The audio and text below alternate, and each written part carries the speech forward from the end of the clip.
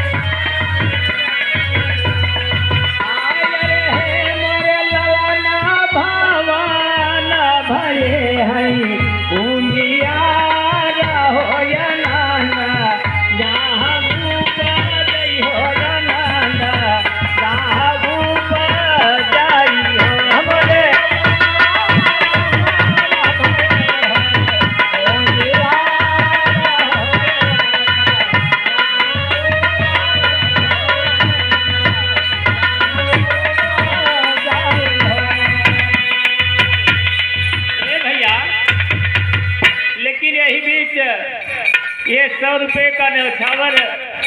हमारे परम श्रद्धे परम सम्मानित बूढ़ बुजुर्ग पिता तुल्य समान हमारे बड़े भैया बता रहे हैं कैसे कि ये भगवती साई की तरफ से आपका न्यौछावर है 100 रुपये। सदगुरु दीनदयाल अपने भक्तों का भंडार भरा रखे, लेकिन अगले भाव में सोहर की पंक्तियों में हमारे सदगुरु दीनदयाल ने अपने भक्तों की तरफ इशारा किया और बताया गया, हाय अरे बंसी साध सहना